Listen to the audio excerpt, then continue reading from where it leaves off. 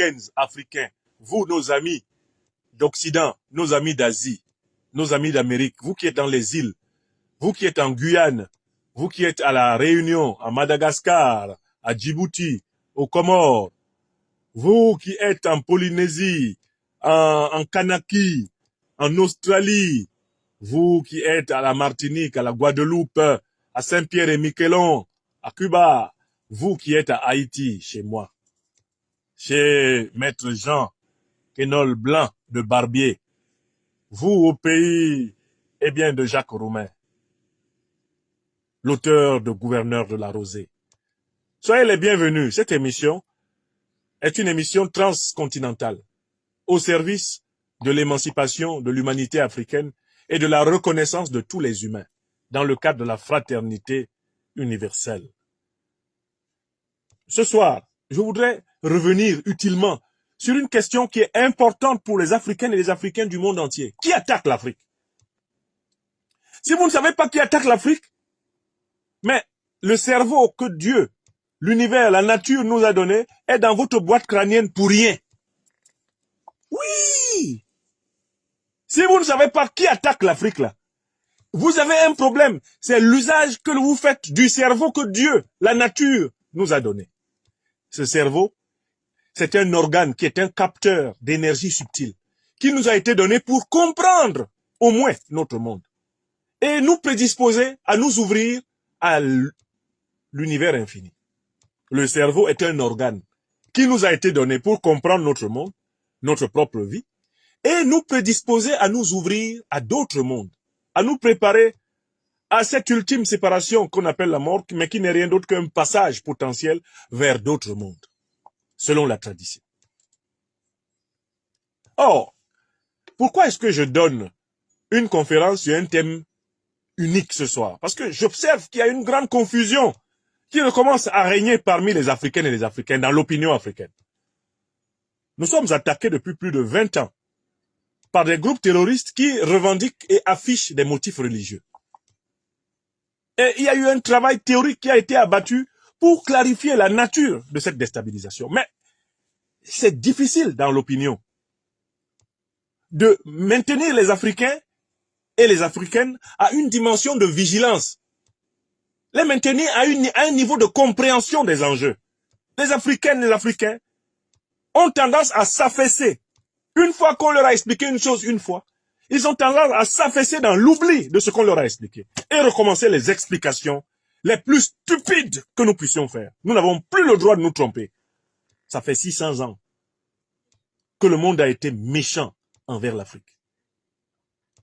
Ça fait 600 ans que les puissances de ce monde ont été méchantes envers l'Afrique. Mais pourquoi?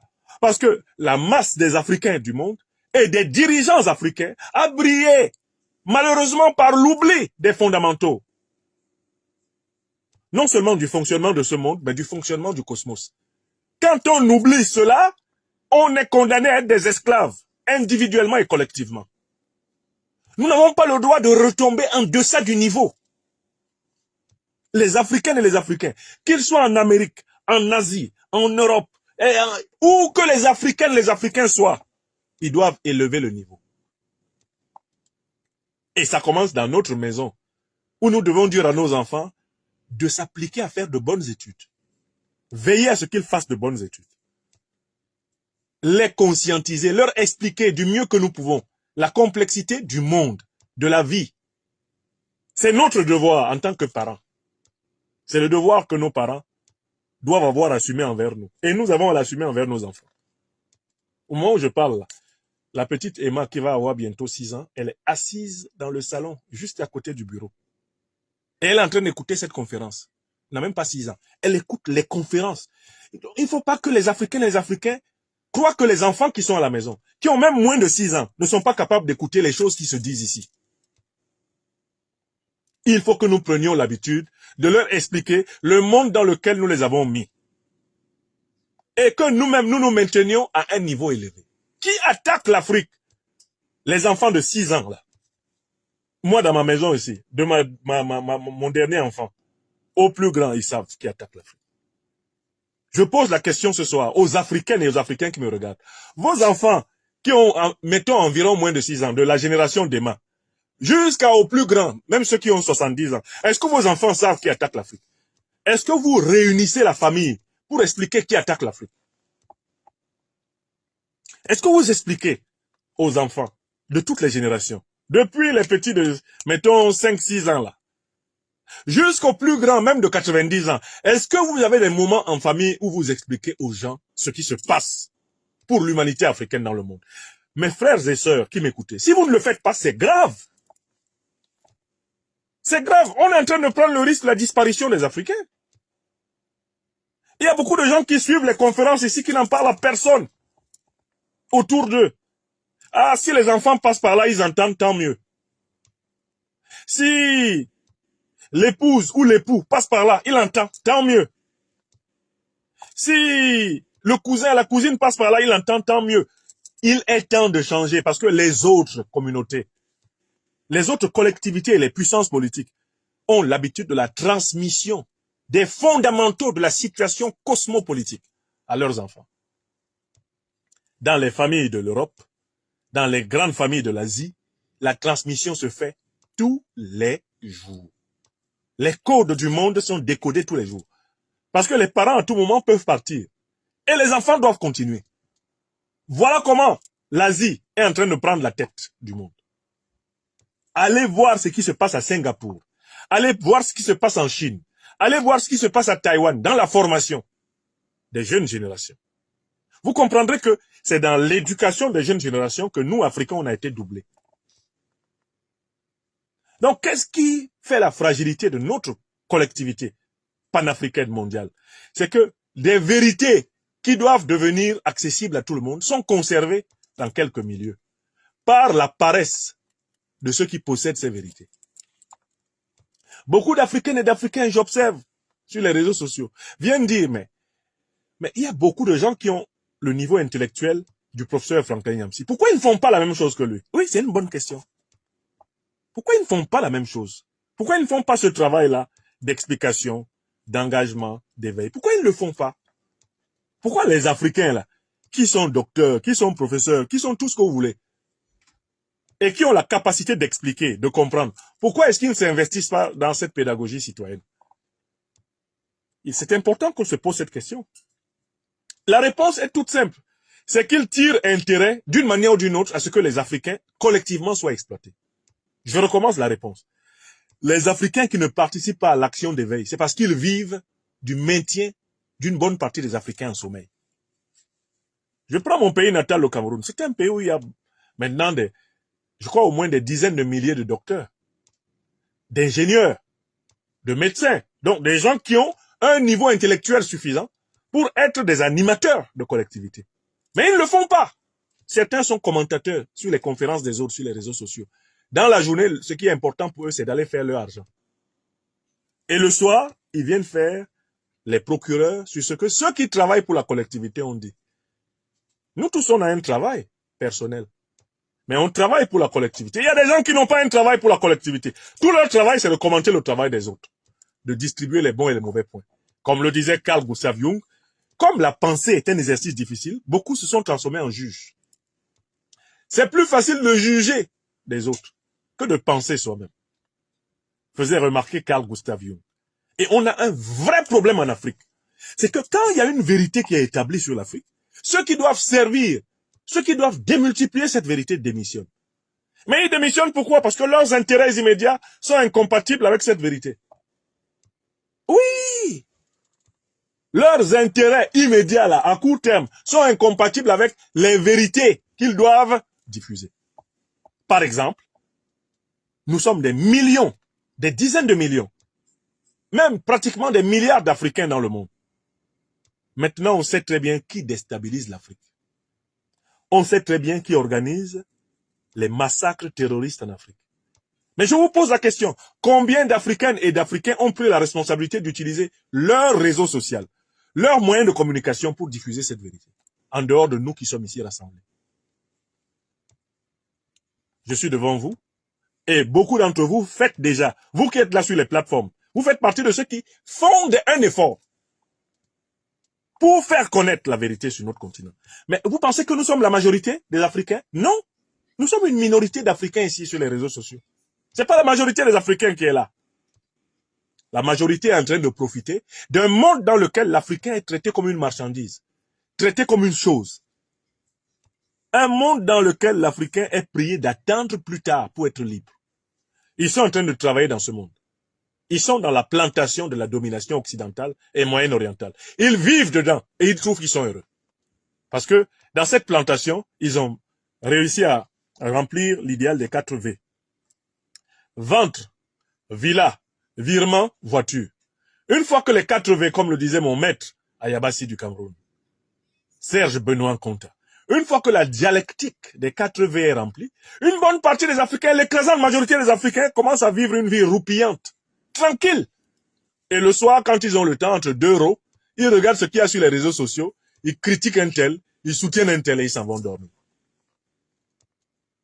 C'est un vrai problème civilisationnel que nous avons. Et je voulais m'insurger contre tous mes frères et toutes mes sœurs, pères et mères de famille, qui sont en train de laisser passer l'occasion que nous avons tous de redresser l'Afrique. Nous tenons en main une grande vérité à transmettre à nos enfants, à nos petits-enfants, à nos arrière-petits-enfants, pour qu'ils soient plus libres que nous. Pour qu'ils vivent dans un monde où ils sont plus libres que nous. Nous tenons ça en main. Mais nous nous amusons à nous comporter comme si c'est l'affaire de Nathalie Yam, de Kemi Seba, de Nyamsi Wa Cameroun et de quelques autres Gugus. Bon. Ou de nous autres qui sommes, mettons, on est peut-être maintenant là environ 5 000, 6 000 sur les réseaux sociaux, en train de regarder cette conférence. C'est déjà pas mal. Mais est-ce que vous savez que même les 5 000, 6 000 que nous sommes au total, éventuellement là maintenant, sur toutes les plateformes, mais nous sommes une minorité en fait. La majorité ne veut pas affronter le problème. Mais la majorité est au courant. La question est qui attaque l'Afrique aujourd'hui? Je commence par les fausses réponses. On veut nous dire que ceux qui attaquent l'Afrique, ce sont des groupes ethniques particuliers. Je recommence, hein. Je fais d'abord la liste des fausses réponses à la question qui attaque l'Afrique. S'il vous plaît, notez les fausses réponses. Première fausse réponse. Ceux qui attaquent l'Afrique appartiennent à des groupes ethniques particuliers. Vous allez remarquer que c'est ce qui est employé dans les Grands Lacs. Qui attaque l'Afrique? On dit c'est les Rwandais. Oublions que le Rwanda est un pays qui est sous la dictature de Kagame et qu'une bonne partie des Rwandais n'est pas libre. Parce que Kagame les broie. Voilà une réponse trop facile qu'on donne dans les Grands Lacs. Qui attaque le Congo? Les Rwandais. Mais est-ce que vous avez regardé la situation politique du Rwanda? Si vous regardez donc la situation politique du Rwanda, vous verrez qu'il y a une catégorie particulière de Rwandais. Ceux qui tiennent le pouvoir au Rwanda, la bande à Kagame. Et ils sont soutenus par les Européens, l'Union européenne. Ils sont soutenus par l'OTAN pour déstabiliser le Congo. Vous voyez? Si vous creusez derrière l'accusation contre les Rwandais, vous remontez très bien, vous vous rendez compte qu'il s'agit d'une association de malfaiteurs d'allure mondiale. Et il y a le régime de Kagame, il est connecté au régime de l'Union européenne, à la Grande-Bretagne et aux États-Unis. Voilà la réalité. Il est connecté aux monarchies du Golfe qui ne veulent pas que l'Afrique soit en paix, que l'Afrique soit puissante. Parce que ça voudra dire que leur privilège pétrolier va disparaître. Voilà Kagame. Prenons seulement Kagame. Beaucoup ici sont là qui étaient prêts à dire « Ah, si la République démocratique du Congo a des problèmes, ce sont les Rwandais. » L'expression « les Rwandais », c'est une stupidité intellectuelle. C'est le régime rwandais de Paul Kagame. Oui, mais pas les Rwandais. Parce que même les Rwandais là, beaucoup sont victimes de Kagame. Beaucoup sont en exil à cause de Kagame. Il faut en tenir compte quand vous parlez. D'accord? Je prends l'exemple congolais. On a tendance à identifier un groupe ethnique, une nationalité, à l'exclure. C'est de la paresse intellectuelle. Et voilà comment les Africains se font abuser. Mais est-ce qu'en République démocratique du Congo, il n'y a pas des Congolais qui sont aux côtés du M23 et même dans le M23 pour casser le Congo? Nangala, c'est un Rwandais. Museveni là, le régime ougandais qui est dedans là, est-ce qu'il est tous les Ougandais? Est-ce qu'il n'y a pas des Ougandais en difficulté en Ouganda d'exister à cause de la répression de Museveni? Nous devons prendre l'habitude de penser. Penser, c'est-à-dire regarder la complexité des situations. Je remonte maintenant, je viens en Afrique de l'Ouest. Mais qui attaque l'Afrique de l'Ouest? Voilà les réponses qu'on veut nous imposer. Hein. Et il y a des Africains qui retombent dedans. Première explication. Ah, c'est les Peuls. C'est les Touaregs. Il y a des Africains qui sont en train de tomber dans le piège. Ce sont les Peuls et les Touaregs qui attaquent en Afrique de l'Ouest. Mais il y a eu quelle réunion de tous les Peuls d'Afrique pour décider d'attaquer leur propre continent? Ça a eu lieu où? Qu'est-ce que vous faites de tous les Peuls qui sont dans les armées, qui sont dans les gouvernements, qui sont dans les pays et qui combattent le terrorisme? Vous en faites quoi? Est-ce que vous pouvez prendre une ethnie tout entière et l'enfermer dans une catégorie politique? Explication fausse. Ce ne sont ni les Peuls ni les Touaregs qui attaquent l'Afrique. En Afrique de l'Ouest, ce n'est ni les Peuls. Il n'y a pas une ethnie qui attaque l'Afrique. Il n'y a pas eu une réunion ethnique pour attaquer l'Afrique. Ça n'existe pas. Alors il faut chercher. Qui attaque l'Afrique aujourd'hui? Mais ceux qui attaquent l'Afrique aujourd'hui, mais ce sont ceux qui ont intérêt à ce que nous nous trompions d'ennemis et qui nous proposent de nous jeter sur nos frères Peuls et nos frères Touaregs. C'est-à-dire nous jeter sur nous-mêmes. Parce que toutes nos familles sont des familles de Peuls, de Touaregs, de Bambara, de Mossi, hein, de Haoussa, hein, de Bassa, de Bamileke, hein, de Bantou, hein, d'Arab Koa, hein. Ce sont des familles de Soninké, des familles de Serer, hein, ce sont des familles de Dogon. Toutes ces familles-là sont mélangées. Et on nous demande de nous tuer nous-mêmes. Et certains répètent ça stupidement sur les réseaux sociaux. Certains tombent dans le panneau et se mettent à associer la notion de terrorisme à une ethnie. Il n'y a pas d'ethnie terroriste. Ce sont les faits scientifiques. Qui attaque l'Afrique? Il faut que vous sachiez qui attaque l'Afrique et il faut l'enseigner à la maison aux enfants. Ceux qui attaquent l'Afrique, ce sont ceux qui, dans le sous-sol de leur pays, n'ont pas des richesses comparables à celles de l'Afrique et qui sont jaloux de l'Afrique depuis plus de 600 ans. Je recommence. Ceux qui attaquent l'Afrique. Regardez bien dans le monde.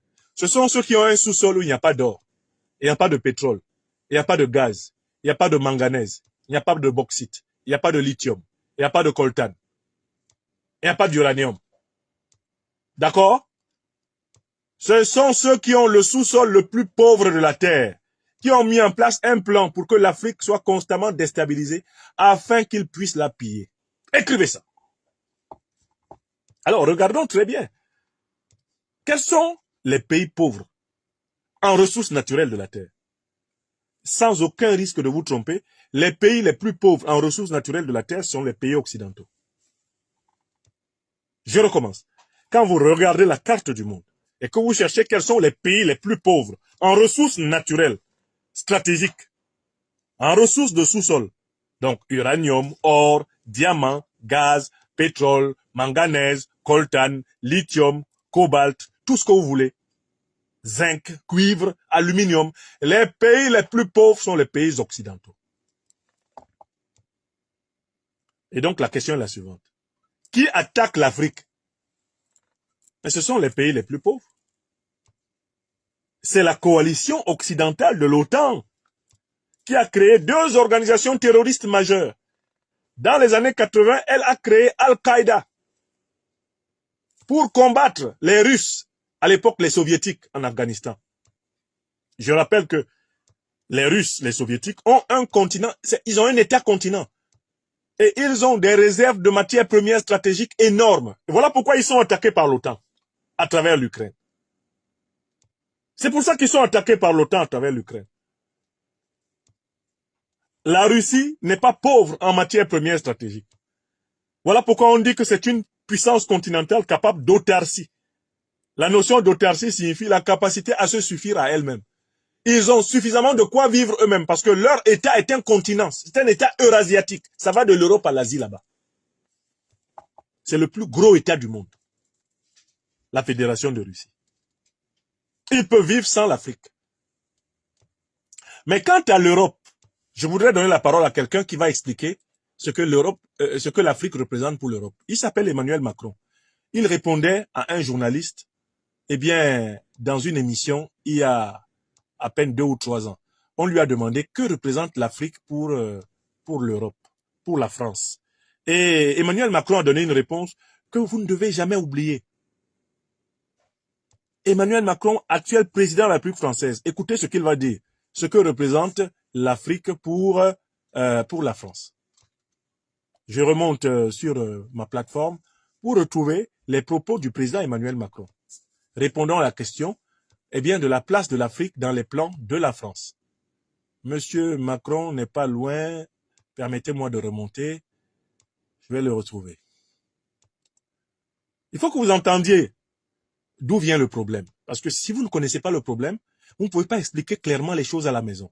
Je dis vraiment, il faut qu'on commence par expliquer d'abord à la maison, aux enfants. S'il vous plaît, expliquez à la maison. Arrêtez de penser qu'il suffit d'être sur les réseaux sociaux et de faire des commentaires sous la conférence que vous écoutez. Non! Réunissez les enfants, expliquez quel est le problème de l'Europe avec l'Afrique. Quel est le problème de l'Occident avec l'Afrique. Ce problème-là, une fois que vous l'avez clarifié, vous savez pourquoi nous sommes agressés par les terroristes. Parce que si vous ne connaissez... Alors voilà, M. Macron est là. Le très lourd passé entre la France et l'Afrique. Comment est-ce que vous le résumeriez, notamment pour les jeunes qui nous regardent? Écoutez, pour les jeunes qui nous regardent, je pense qu'il faut leur dire « Votre avenir, il ne se construira pas sans l'Afrique ». Emmanuel Macron, président de la République française, explique aux jeunes Français que leur avenir ne se construira pas sans l'Afrique. Qu'est-ce que cela signifie? Redonnons-lui la parole. Monsieur Macron, recommencez. C'est impossible. Le très lourd passé entre la France et l'Afrique. Comment est-ce que vous le résumeriez, notamment pour les jeunes qui nous regardent? Écoutez, pour les jeunes qui nous regardent, je pense qu'il faut leur dire « Votre avenir, il ne se construira pas sans l'Afrique ». C'est impossible. Emmanuel Macron, président de la République française, est convaincu que l'avenir de la France est impossible sans l'Afrique. Quelle est la raison? Parce que la France n'a pas de réserve de matières premières stratégiques et naturelles. Comme le disait dans une conférence à l'intérieur de la Côte d'Ivoire, le camarade Awa Dombelo, membre du PPACI, l'Europe, la France en particulier, se retrouve dans la situation de quelqu'un qui possède une marmite, mais qui n'a pas de quoi mettre dedans. Si tu as une marmite et que tu n'as pas la nourriture à mettre dedans, tu vas manger quoi? Du vent. L'Afrique a les matières premières stratégiques. L'Occident possède encore la technologie industrielle. Mais bientôt, les Africains vont posséder la technologie industrielle. Quel intérêt auront-ils donc à faire venir leurs matières premières stratégiques pour qu'elles fassent travailler les usines d'Occident? Parce que les marmites, dans l'image de Don Melo, ce sont les moyens techniques. Mais l'Afrique est en train de s'industrialiser. Elle a compris qu'il faut s'industrialiser dans le cadre des BRICS, de la coopération dans le monde multipolaire. Mais quel intérêt les Africains ont-ils à faire traverser leur or ici pour qu'ils viennent être structurés en France? Quel intérêt les Africains ont à ramasser le pétrole brut en Afrique pour venir le raffiner en France? Quel intérêt? Alors que Dangote peut faire une raffinerie plus puissante que toutes les raffineries de France au Nigeria. Quel intérêt les Africains ont-ils à ramasser leur uranium et à l'amener pour qu'il soit enrichi, préparé en France, alors que les Africains doivent construire des centrales nucléaires pour mettre fin aux problèmes d'énergie? Quel intérêt les Africains ont-ils à ramasser le diamant chez eux, à venir le donner ici pour qu'on le traite à Bruxelles, on le traite à Anvers, on le traite à Amsterdam, alors que les Africains peuvent eux-mêmes tailler le diamant et en faire des métiers locaux? Quel intérêt? Vous comprenez? Emmanuel Macron dit clairement que je lui redonne la parole pour que vous compreniez le problème. Très lourd passé entre la France et l'Afrique. Comment est-ce que vous le résumeriez, notamment pour les jeunes qui nous regardent? Écoutez, pour les jeunes qui nous regardent, je pense qu'il faut leur dire « Votre avenir, il ne se construira pas sans l'Afrique ». Voilà. À partir du moment où vous avez à la tête de la France une élite politique de droite, de gauche, du centre, de l'extrême droite, l'extrême gauche, qui n'est pas capable de concevoir le développement de la France sans l'exploitation de l'Afrique, ça pose un vrai problème. Comment est-ce qu'ils veulent construire la puissance française du 21e siècle et du 22e siècle en rapport avec l'Afrique, alors que les Africains sont les humains les plus chassés de France, les plus pourchassés de France, ce sont les Africains. Oui, il faut qu'on pose la question. Dans les centres de rétention administrative de sans-papiers, les Africains, c'est plus de 90% des gens.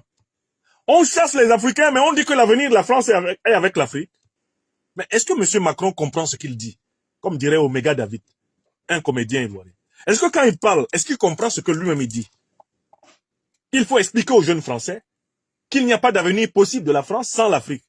Mais ce sont les mêmes qui se tiennent à la télévision, avec Darmanin, avec Retailleau, avec Marine Le Pen, pour dire que le problème de la France, c'est l'immigration.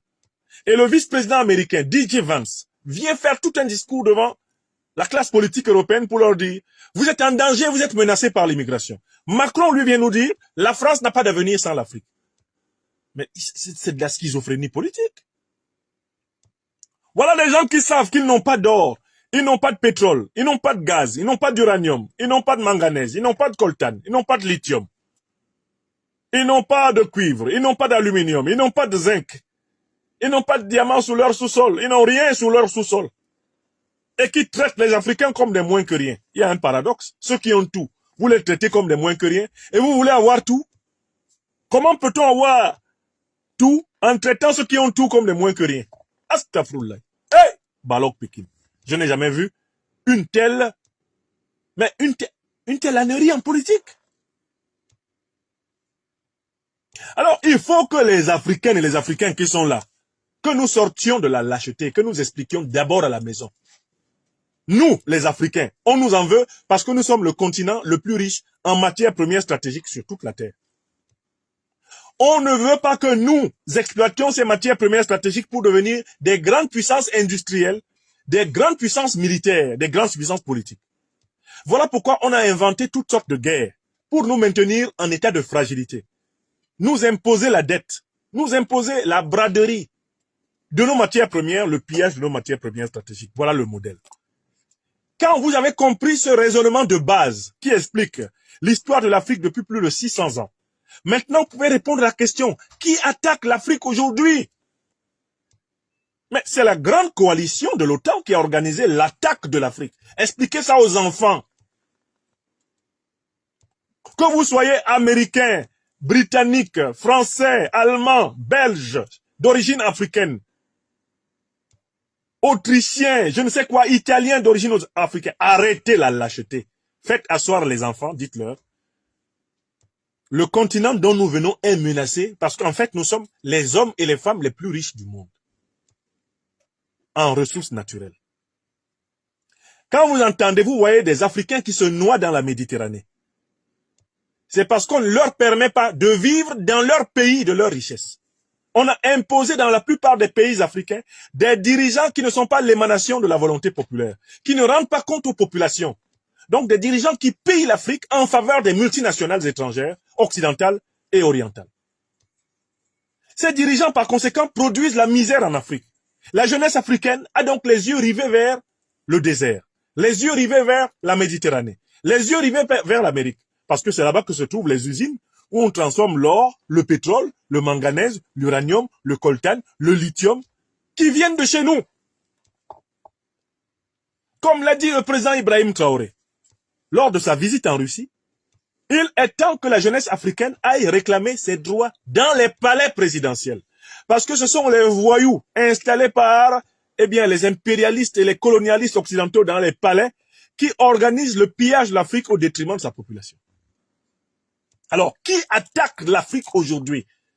Nous devons répondre clairement, ce sont ceux qui sont pauvres en ressources naturelles et qui ont mis en place des organisations terroristes pour pouvoir nous piller ad vitam aeternam. Je recommence une deuxième fois. Qui attaque l'Afrique aujourd'hui? Ce sont les puissances pauvres en ressources naturelles et qui ont mis en place des organisations terroristes pour pouvoir piller l'Afrique ad vitam aeternam. Une troisième fois. Qui attaque l'Afrique aujourd'hui? Ce sont donc des puissances qui sont pauvres en ressources naturelles stratégiques et qui ont mis en place un modèle de déstabilisation structurelle et permanente de l'Afrique afin de continuer à la piller pour entretenir leur superpuissance. C'est en particulier le plan de l'OTAN et de ses alliés du Moyen-Orient. L'Arabie Saoudite, le Qatar, les Émirats Arabes Unis, le Bahreïn, tous les anciens esclavagistes, les anciennes puissances esclavagistes arabes là, ne veulent pas d'une Afrique puissante. Voilà pourquoi elles participent à toutes les agressions de l'OTAN contre l'Afrique. Et l'OTAN, c'est la principale organisation militaro-politique qui agresse l'Afrique pour que l'Afrique ne soit pas en capacité de jouir de ses richesses. Voilà pourquoi Macron explique à la jeunesse française ceci. C'est impossible. Le très lourd passé entre la France et l'Afrique. Comment est-ce que vous le résumeriez, notamment pour les jeunes qui nous regardent? Écoutez, pour les jeunes qui nous regardent, je pense qu'il faut leur dire votre avenir, il ne se construira pas sans l'Afrique. Très bien. C'est impossible. Est-ce que vous avez compris? Est-ce que vous comprenez l'importance d'expliquer ça aux enfants qui sont là? les Emma, là, les Théo, les Naomi, les Miko, on doit leur expliquer que c'est parce que l'Occident n'a pas de richesse stratégique suffisante qu'il a décidé de mettre en place un modèle de déstabilisation permanente de l'Afrique afin de continuer à l'exploiter. Et voilà pourquoi l'Afrique est à feu et à sang. Si vous dites ça à vos enfants ce soir, vous n'allez pas dormir. Pourquoi cette lâcheté? Pourquoi cette lâcheté parmi nous? Pourquoi cette incapacité? On a même des dirigeants politiques qui ne peuvent pas se tenir devant les peuples de leur pays. Que ce soit les présidents au pouvoir ou même les opposants. Jamais ils se tiennent pour tenir un langage clair sur la nature de la déstabilisation et de la domination mondiale. Parce qu'ils espèrent que l'Occident leur fasse des cadeaux. Ils espèrent que l'Occident leur permette d'accéder au pouvoir en Afrique. Ils ne parlent pas clairement. Ils font ce qu'on appelle chez moi au Cameroun le bac-bac. Ils parlent à demi-mot. Ah, bon, le franc CFA, on va voir. C'est pas tout à fait bon. On va voir. Bon, il y a des agressions. Non, on doit combattre le terrorisme. Mais, bon, il faut appeler la communauté internationale. Depuis quand la communauté internationale combat le terrorisme? Tu as fumé quoi pour dire ça? La communauté internationale, mais globalement, c'est l'OTAN. Et c'est l'OTAN les puissances de l'OTAN qui ont créé Al-Qaïda et l'État islamique. Les États-Unis ont déclassifié les documents et l'ont reconnu. Vous pouvez le dire tranquillement, personne ne vous fera un procès. Les Américains ont sorti les preuves qu'ils ont financé, créé Al-Qaïda et l'État islamique. Le 31 janvier 2025, Madame Tulsi Gabbard, qui est la chef du renseignement américain, a publiquement reconnu que les États-Unis sont le principal financier d'Al-Qaïda et l'État islamique. Si tu es africaine et que tu es américaine d'origine africaine, tu attends quoi pour dire ça à tes enfants?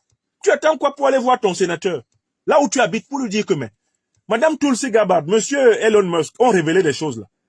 Donc en fait, c'est vous qui financez la guerre en Afrique. Allez leur poser la question. Que vous soyez pro-républicain ou pro-démocrate aux États-Unis, mais vous avez quand même des questions à poser à vos élus. Ils ont déclassifié les documents qui prouvent que les fonds de l'USAID ont servi à financer Al-Qaïda et l'État islamique. Et vous êtes américain, vous êtes américain d'origine africaine, vous dormez chez vous. Est-ce que vous êtes des Africains normaux? Est-ce que quelque chose n'a pas été brisé en vous pour toujours? Le pays qui vous accueille dit, j'ai financé Al-Qaïda et l'État islamique qui tue vos frères. Et vous continuez votre vie comme s'il n'y avait rien. Nous ici qui sommes en Europe, citoyens français d'origine africaine, on ne dit rien. Mais la France est dans l'OTAN. Tous les pays de l'Union européenne, là, ils sont dans l'OTAN pratiquement. Ils sont co-responsables du financement du terrorisme. Vous dites quoi? Vous, les Africains belges, les Africains allemands, les Africains autrichiens, les Africains britanniques. Chacun rase les murs et rentre le soir, regarde les enfants et ne peut pas leur dire la vérité. Vous trouvez ça normal? Qui attaque l'Afrique? Dites ça aux enfants. Dites ça aux enfants. Quittez dans la lâcheté africaine. Arrêtez de vous cacher derrière vos métiers. Ah, je suis médecin. Moi, je suis ingénieur. Moi, je suis professeur. Moi, je suis ceci. Vous n'êtes rien si vous ne transmettez pas la liberté aux enfants. Rien si vous ne transmettez pas la justice aux enfants. Rien si vous ne transmettez pas la flamme de la dignité de l'homme africain aux enfants. Dites-leur la vérité. Dites que les pays de l'OTAN sont responsables de la déstabilisation de l'Afrique. Dites ça à la maison. Et quand vos collègues veulent discuter, offrez-leur ce livre. Mais offrez-leur ce livre. Qu'est-ce qui est compliqué dedans? Dans ce livre, il n'y a que leurs propres preuves. Dans ce livre, il n'y a que leurs propres preuves. Leurs propres aveux. Je n'ai rassemblé que les aveux de l'Occident. Ce sont les pays de l'OTAN qui s'accusent eux-mêmes ici. Nous sommes responsables du terrorisme au Moyen-Orient et en Afrique. C'est ce qu'ils ont démontré dans ce livre. Et j'ai cité leurs documents avec les sources. Alors, pourquoi je parle avec autant d'énergie ce soir? Parce que j'ai été choqué quand j'ai fait le tour des réseaux sociaux de constater que on a assassiné le 21 mars 44 Nigériens en pleine prière à Fambita au Niger. Et il y a des Africains qui sortent sur les réseaux sociaux pour dire que ceux qui ont fait ça, c'est seulement des bandits. Est-ce que vous vous rendez compte de la gravité de ce que vous dites? C'est clair que ce ne sont pas des musulmans. Ils ne l'ont pas fait pour l'islam. On a déjà évacué ça. On ne peut même pas les appeler djihadistes. Le mot djihadiste, là, il a été inventé par les officines occidentales pour camoufler leur agression contre l'Afrique. Ça, nous l'avons démontré. Mais il ne faut pas dire que c'est seulement des bandits. Le minimum des mots, c'est de dire que ce sont des mercenaires de l'impérialisme occidental. Qu'est-ce qu'il y a? Pourquoi vous voulez simplifier l'affaire? Des gens viennent. Ils trouvent notre peuple en pleine prière dans la période du mois sacré du Ramadan, dans une mosquée à Fambita. Ils tuent tout le monde. Les hommes, les femmes, les enfants, les vieillards, les vieilles mamans, les vieux. Ils brûlent tout le village. Vous dites que ce sont des bandits? Est-ce que les bandits, c'est ce qu'ils viennent faire? Les bandits ne viennent pas brûler, hein. Ils viennent voler. Vous avez vu ce qu'ils ont fait à Fambita? Ils sont venus tuer délibérément tout le monde. Tout ce qu'ils ont trouvé là, que tu sois musulman ou pas, chrétien ou animiste, ils ont tué tout le monde qu'ils pouvaient tuer. Et vous appelez ça seulement le banditisme? Les bandits, c'est pas ça. Quand un bandit te braque en route, c'est pour t'arracher ton téléphone. Si tu as un petit 10 000 francs dans ta poche, c'est pour arracher. C'est pour arracher ton chapeau, je ne sais pas, ta moto, ta voiture. D'accord, c'est ça un bandit. C'est quelqu'un qui agresse parce qu'il veut te voler. Là, ils sont venus accomplir la mission de leur patron. Et il faut que vous compreniez pourquoi ils s'acharnent contre les pays de l'AES. Parce que le Mali, le Burkina Faso et le Niger sont à l'avant-garde de l'émancipation africaine. Ce sont les pays qui ont mis en place une solution contre les vrais agresseurs, c'est-à-dire les gens de l'OTAN. Donc, nous, on n'a pas le droit de sortir sur les réseaux sociaux et dire « Oh, ceux qui ont fait ça là, c'est les bandits. » Ce ne sont pas des bandits, c'est des mercenaires de l'Occident politique. Ce sont des mercenaires de l'impérialisme occidental. Arrêtons d'être lâches. Quand vous dites que ce sont des bandits, vous voulez dire qu'ils ont agi par pur intérêt personnel. Ils n'agissent pas par pur intérêt personnel. Ils agissent sur ordre de mission. Il y a des gens qui sont avec des satellites dans le ciel et qui ont observé le rassemblement à la mosquée de Fambita. Ils ont vu que l'armée nigérienne, la gendarmerie nigérienne, la police nigérienne n'étaient pas fortement concentrés sur ce point. Ce sont eux qui ont renseigné les terroristes en disant « Allez à Fambita, ils ne sont pas protégés, allez les tuer. » Écrivez ça. La précision des attentats terroristes qui sont menés contre nos populations n'est pas possible sans le renseignement aérien. Elle n'est pas possible sans le renseignement satellitaire. Elle n'est pas possible sans un renseignement sophistiqué. Et ce renseignement est donné aux terroristes par les puissances de l'OTAN. Oui! Parce que les deux grandes organisations terroristes ont été créées par les puissances de l'OTAN et leurs alliés au Moyen-Orient. Ils ont des satellites au-dessus du Sahel, au-dessus de l'Afrique. Ils sont capables de voir dans quelle mosquée les gens se rassemblent et de compter avec les zooms de leurs satellites le nombre d'éléments de force de défense disponibles pour protéger la population en un point précis. Ils ont regardé, ils ont calculé Fambita, ils ont dit « Ah, il n'y a pas assez de gendarmes, il n'y a pas assez de policiers ici, il n'y a pas assez de militaires ici. Allez là-bas. » Ça a été orienté. C'est une attaque ciblée contre notre peuple au Niger. Ce ne sont pas des bandits, mais minimum des mots que vous devez utiliser, mercenaires de l'impérialisme occidental et moyen-oriental. Mais c'est ce que j'ai démontré dans ce livre. Ça, c'est une démonstration scientifique. Hein. Ce livre-là n'est pas basé sur la colère ou la haine, que des preuves. La preuve de l'origine d'Al-Qaïda, la preuve de l'origine de l'État islamique, la preuve du financement des organisations terroristes par les puissances occidentales, la preuve du double jeu des puissances occidentales dans la lutte antiterroriste. Tout est là-dedans.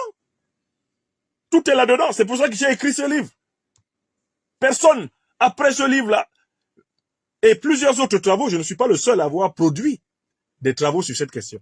Mais personne, après les travaux que nous avons produits, ne peut encore se tenir en famille ou dans la rue. Ce sont les bandits qui ont tué à Fambita. Les bandits ne sont pas des bandits. Dans tous les pays du monde, il y a des bandits. C'est-à-dire des gens qui agressent pour voler, prendre 2 ou 3 choses, qui viennent braquer pour prendre 2 ou 3 choses. C'est pas de ça qu'il s'agit. On a affaire à des mercenaires, c'est-à-dire des gens qui ont une mission politique qui leur a été donnée par des puissances étrangères avec la complicité des renégats de nos pays africains. Est-ce que c'est clair pour tout le monde qui attaque l'Afrique? Moi, j'ai honte, après tout le travail que j'ai abattu, de lire encore des commentaires de gens qui ne sont pas à la hauteur. Ah, c'est des bandits. Hey, vraiment, ils sont méchants. Ils ne sont pas simplement méchants, on les a envoyés. Donc, il y a des comptes à demander aux puissances qui ont créé l'OTAN, aux puissances qui ont créé l'État islamique, aux puissances qui ont créé Al-Qaïda. Il faut leur demander des comptes. Ils ont des ambassades chez nous. Je pose une question très simple. Hein. Les principaux dirigeants d'Al-Qaïda vivent librement au Qatar. Ils sont dans des hôtels 5 étoiles. On doit poser la question à tous nos dirigeants en Afrique. Vos relations diplomatiques avec le Qatar, elles sont basées sur quelle confiance? Les chefs d'Al-Qaïda vivent librement au Qatar. C'est-à-dire que le patron de Iyad Aghali, qui nous tue au Mali, là, le patron des chefs terroristes qui nous tue au Niger, au Burkina, au Tchad, il est libre à Doha. On doit poser la question à nos dirigeants africains. Quand vous allez à Doha, quand vous discutez avec l'émir du Qatar, Al Thani, vous lui dites quoi? Vous lui dites clairement quoi? Puisqu'il est, avec les dirigeants saoudiens, grand hébergeur de chefs terroristes, grand financeur de chefs terroristes. Mieux, dans le cas du Qatar même, ils ont participé à l'action militaire contre la Libye. Je pose la question à nos dirigeants. Vous faites ami avec Al Thani, sur quelle base? L'armée qatari a participé à l'attaque de la Libye qui a amené à la déstabilisation du Mali, du Burkina, du Niger, du Sahel, du Cameroun, du Nigeria. Vous entretenez les relations diplomatiques avec ces gens-là. Mes chers frères et sœurs, sur quelle base? Les relations diplomatiques avec l'Arabie Saoudite, c'est sur quelle base? Les dirigeants des organisations terroristes sont libres en Arabie Saoudite. Ils se promènent librement en Arabie Saoudite. Est-ce que nous sommes sérieux envers nous-mêmes? Est-ce que nous respectons nos vies même? Nos propres vies là, nous Africains. Est-ce que nous respectons nos vies? Ah, c'est les bandits qui nous ont attaqués. Ils nous ont tués à Fambita, c'est des bandits. Quels bandits? Des mercenaires payés par des puissances impérialistes, oui. Et il faut que cette vérité descende dans la campagne, qu'elle descende dans le campement, qu'elle descende au village, que cette vérité entre au quartier, qu'elle entre dans toutes les maisons, qu'elle entre dans tous les cœurs. Ce n'est pas une vérité qui est dite parce que c'est moi qui le dis, c'est documenté, j'ai prouvé. Et je me suis appuyé sur les preuves des coupables eux-mêmes. Ce sont les puissances coupables elles-mêmes qui ont déclassifié l'information pour avouer que ce sont elles qui sont derrière ces organisations. Et nous, Africains, on continue à donner des explications alambiquées. C'est évident que ce ne sont pas des djihadistes, ce ne sont pas des gens qui ont agi pour des raisons religieuses. Mais n'oubliez pas qu'on les manipule. Les plus idiots d'entre nous, on leur explique qu'ils vont aller au paradis s'ils tuent leurs frères. On leur donne un petit 10 000 francs, ils s'en vont tuer. N'oubliez pas que le niveau d'inculture du terroriste de base étant tellement élevé, on peut en effet le manipuler et lui faire croire qu'il va avoir un destin après sa mort plus intéressant que son destin avant sa mort. Mais cette explication religieuse de la déstabilisation africaine, nous ne pouvons plus l'accepter au regard des connaissances que nous possédons. S'il vous plaît, aidez-nous qui sommes là en première ligne, aidez-nous à avoir beaucoup de nous pour défendre ce qui est évident. N'écrivez plus que « Ah, c'est des bandits ». Oh, c'est les voyous. C'est pas simplement des bandits et des voyous. Quand vous dites ça, en fait, vous réduisez la gravité de ce qui est fait. Et en Afrique, on fait toujours ça parce qu'on ne veut pas assumer toutes les responsabilités qu'il y a dedans. C'est des bandits, c'est des voyous. On dit ça parce qu'on ne veut pas voir l'Arabie Saoudite derrière, le Qatar derrière, les États-Unis derrière. On ne veut pas voir la France derrière. On ne veut pas voir la Grande-Bretagne derrière. On ne veut pas voir l'OTAN derrière. On fait comme si on n'a pas vu. C'est des bandits, c'est des voyous. Des explications simplistes qui sont des dérobades. Une fuite de responsabilité face à la réalité et face à nos peuples. Est-ce qu'on a le droit de ne pas dire toute la vérité à nos peuples? Qui est derrière Al-Qaïda et l'État islamique? Vous pensez que ce sont des organisations qui ont poussé comme des champignons? Ce ne sont pas des organisations sui generis. Ce sont des organisations adossées au soutien des puissances impérialistes. S'il vous plaît, arrêtez les explications superficielles. Ceux qui ont tué à Fambita ont tué dans le cadre du grand plan de déstabilisation de l'Afrique qui a été commencé avec la destruction de la Libye, l'assassinat de Kadhafi, pour empêcher que le dollar soit détrôné, empêcher que l'euro soit détrôné, empêcher que le franc CFA soit détrôné. C'est écrit dans les emails de Madame Clinton. C'est documenté ici. C'est documenté. Arrêtez les explications légères. On a tué à Fambita pour nous empêcher de sortir de la suprématie du dollar, de l'euro et du franc CFA. C'est pour ça qu'on a tué à Fambita. Voilà une explication. Maintenant, il y a une situation nouvelle qui se présente, c'est qu'il y a un désaccord à l'intérieur de l'Alliance occidentale. Qui dit désaccord dit une opportunité pour ceux qui sont dominés par l'Occident de gagner de nouveaux seuils de liberté. On voit très bien que le groupe dirigé par Donald Trump aux États-Unis est maintenant en conflit ouvert avec les démocrates américains, le groupe des Biden, des Obama, des Clinton, lesquels démocrates américains sont associés aux dirigeants européens actuels, c'est-à-dire le groupe des Starmer en Angleterre, Macron en France, ou bien Merz en Allemagne. Vous voyez bien ça, non? L'Occident est divisé. L'OTAN est même menacé d'implosion parce que Donald Trump estime que les Américains ont trop payé pour protéger tous les Occidentaux et qu'il faudrait qu'on leur donne la contrepartie. Il y a une faiblesse là. Mais nous, Africains, on n'est pas en train de l'exploiter. Mais c'est le meilleur moment pour porter plainte contre l'OTAN, pour le saccage de la Libye, pour la déstabilisation du Sahel, pour le financement par l'USAID d'Al-Qaïda et l'État islamique. C'est maintenant qu'il faut porter plainte. Il y a des aveux officiels américains qui, en réalité, engagent toute la responsabilité des puissances de l'OTAN dans le financement du terrorisme, l'armement du terrorisme, la médiatisation du terrorisme. On devrait en profiter. Et on n'est pas en train d'en profiter. On laisse à nouveau prospérer des explications superficielles des tragédies. Pourquoi faisons-nous cela? Parce que certains et la plupart ont peur d'assumer les responsabilités envers le présent et le futur. Mais nous sommes responsables. Quand on nous tue là, comme on nous a tués à Fambita, c'est de notre faute si nous n'avons pas pu nous protéger.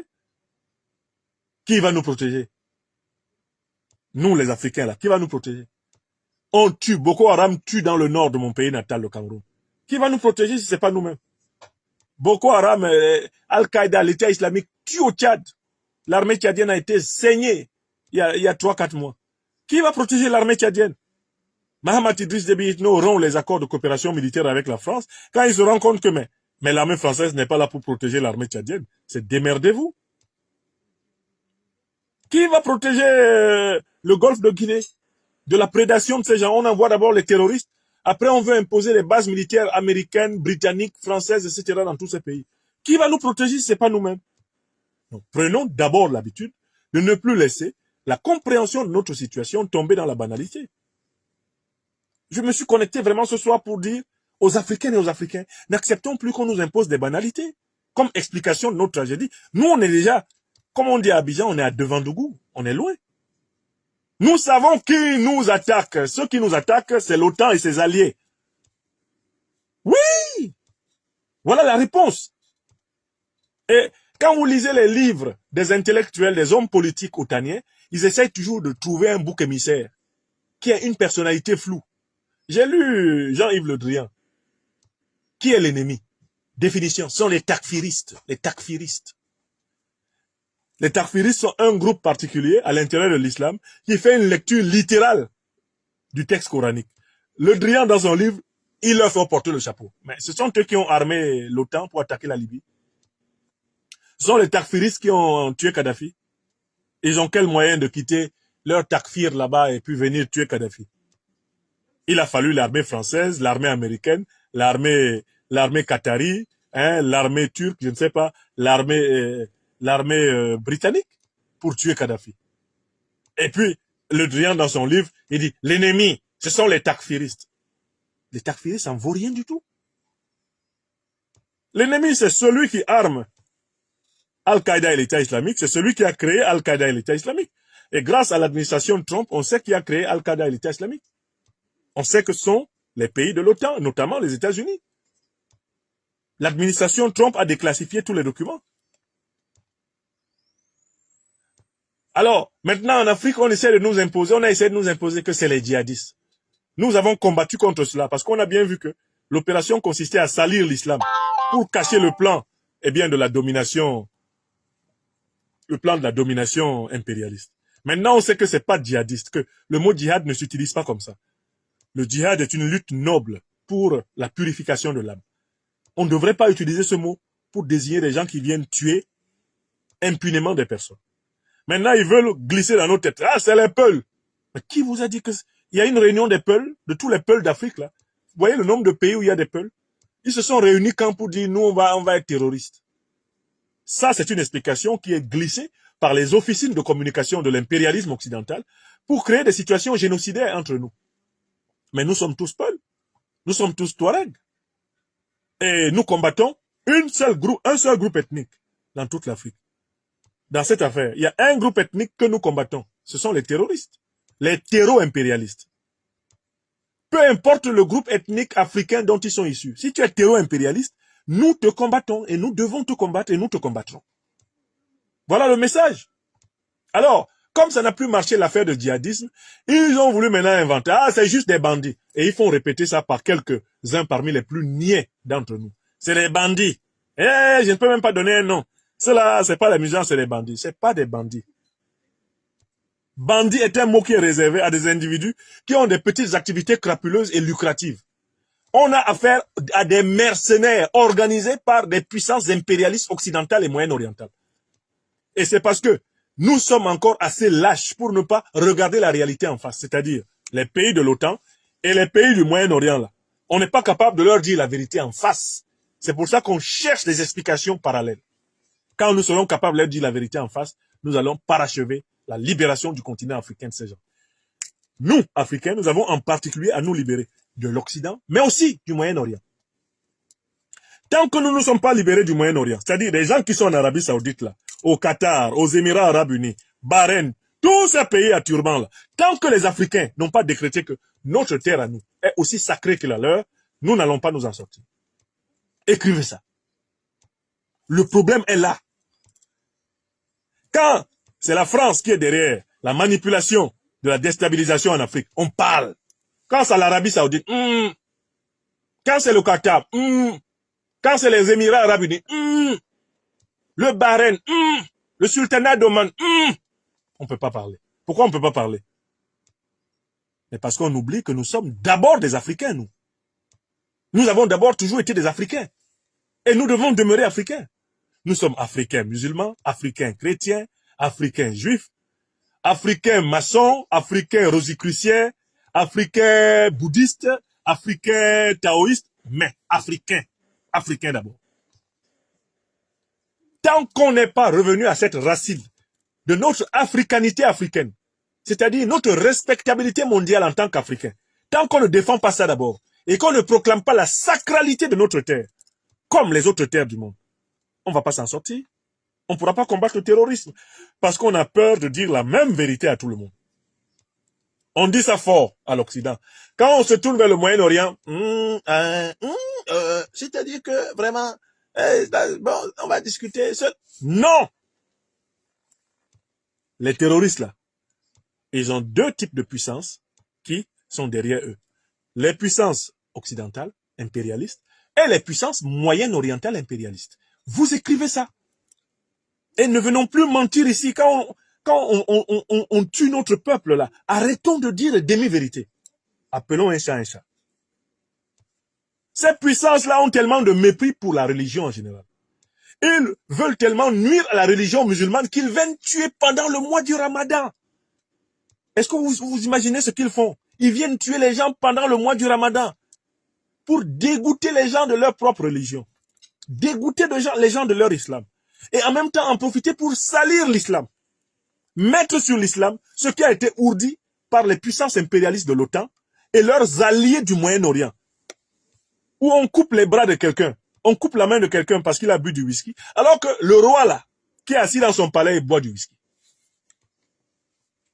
Une hypocrisie incroyable. Au Moyen-Orient là, des pays comme l'Arabie Saoudite, le Qatar, on t'attrape en train de boire du whisky. Wallahi billahi ta'ala, c'est ce qu'on va te montrer. Pourtant, les princes là, c'est des grands trinqueurs, de gros soulards, et c'est connu. L'hypocrisie. Et c'est cette hypocrisie qu'on veut nous imposer. On vient tuer notre peuple en plein mois du Ramadan. Et on ne peut même pas dire la vérité à ceux qui les ont envoyés. On peut pas dire, vous là, hey, vous, les chefs d'Al-Qaïda et de l'État islamique qui sont chez vous. Maintenant, ça suffit. Ça suffit, maintenant, on est fatigué de vous. Vous êtes associés aux puissances de l'OTAN pour soutenir ceux qui nous déstabilisent. Vous êtes des puissances pétrolières et gazières. Nous, on n'a plus que ça. Vous ne voulez pas que l'Afrique émerge. Vous êtes associés aux impérialistes, aux néocolonialistes occidentaux contre l'Afrique. Où sont les leaders africains pour dire cette vérité? Mais ça doit venir de nous d'abord, le peuple. Pour que nos leaders aient le courage de dire cette vérité au Moyen-Orient, comme à l'Occident, on l'a dit maintenant, il faut que nous-mêmes d'abord, nous qui sommes rassemblés ici, on prenne cette habitude. Combien a le courage de dire la vérité à l'Arabie Saoudite parmi nous? Au Qatar, combien? Combien ont le courage? Combien peuvent se tenir devant le Qatar et dire, mais vous soutenez depuis très longtemps les groupes terroristes, vous hébergez depuis très longtemps plusieurs groupes terroristes. Combien peuvent se tenir devant l'Arabie Saoudite pour dire ça parmi nous? Voilà pourquoi on est obligé de dire, ah, c'est des bandits. Je ne peux pas imaginer. Ceux-là ne sont même pas musulmans. On sait qu'ils ne sont pas musulmans, mais quand vous dites qu'ils sont des bandits, vous voulez fuir le fait que c'est des pays qui prétendent être musulmans qui les ont envoyés. Oui! Des dirigeants de pays qui prétendent être musulmans envoient des bandits pour nous tuer en Afrique. Des dirigeants de pays qui prétendent être chrétiens, là, ils envoient des bandits pour nous tuer en Afrique. Et ils sont associés entre eux contre l'Afrique. Il n'y a que les Africains qui sont là. Ah non, eux, on ne peut pas leur dire ça parce que bon, vous savez, bon. Non, c'est différent. Il n'y a aucune différence. Pour les 44 personnes qui ont été tuées à Fambita, là, il n'y a aucune différence entre être tué par une manipulation de l'impérialisme occidental et être tué par une manipulation de l'impérialisme moyen-oriental. Mouillé, c'est mouillé, mort, c'est mort. Donc moi, je voulais dire, en conclusion, s'il vous plaît, nous savons qui attaque l'Afrique. L'Afrique n'est pas attaquée par des bandits. L'Afrique n'est pas attaquée soi-disant pour l'islamiser, c'est faux. Elle n'est pas attaquée par des djihadistes. L'Afrique est attaquée par la coalition impérialiste occidentalo-orientale. Je recommence une deuxième fois. L'Afrique est attaquée par la coalition impérialiste occidentalo-orientale. Une troisième fois. L'Afrique est attaquée par la coalition impérialiste occidentalo-orientale. C'est elle qui a créé Al-Qaïda et l'État islamique pour nous maintenir en instabilité et continuer à nous piller. Très lourd passé Oui. Pour la France et l'Afrique. Comment est-ce que vous le résumeriez, notamment pour les jeunes qui nous regardent? Écoutez, Monsieur pour les Macron, jeunes qui nous regardent, je pense qu'il faut... Non, c'est bon. Vous, c'est bon. Je donne la parole à Monsieur Chirac. Monsieur Chirac, d'où vient l'argent que nous avons en France? On conclut dessus. Parce qu'il y a des gens en France, quand les Africains passent, ils les regardent de haut. Écoutez Chirac. On oublie seulement une chose, c'est qu'une grande partie de l'argent qui est dans notre porte-monnaie vient précisément de l'exploitation depuis des siècles de l'Afrique. Alors, taisez-vous. Ne nous manquez pas de respect. Vient de l'exploitation de l'Afrique. Voilà. Alors, il faut avoir un petit peu de bon sens.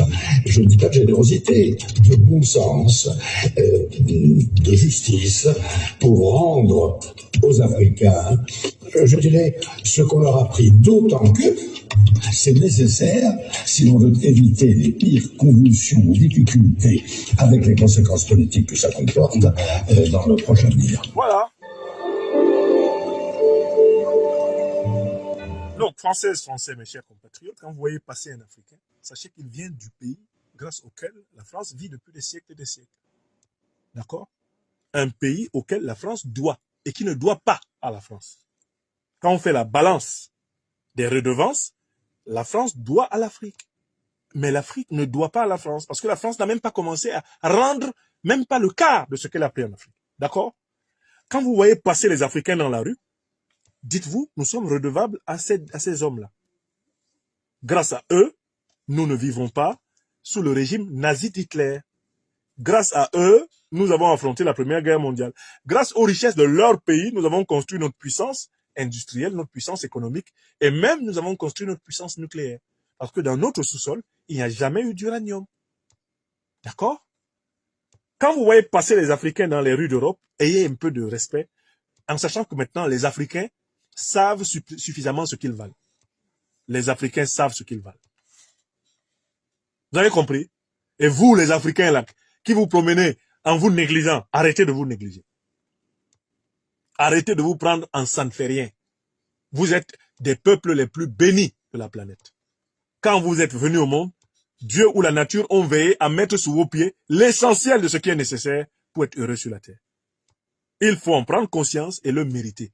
Parce qu'il ne suffit pas d'avoir, encore faut-il pouvoir transformer cet avoir en opportunité de prospérité, de liberté et de justice. La première chose, abonnez-vous à cette page, cliquez sur le bouton s'abonner qui s'affiche juste en bas. Et la deuxième chose, cliquez sur la cloche de notification pour ne rater aucune des vidéos que je publie ici très régulièrement. Retrouvez KDV Africa sur YouTube, Facebook, TikTok.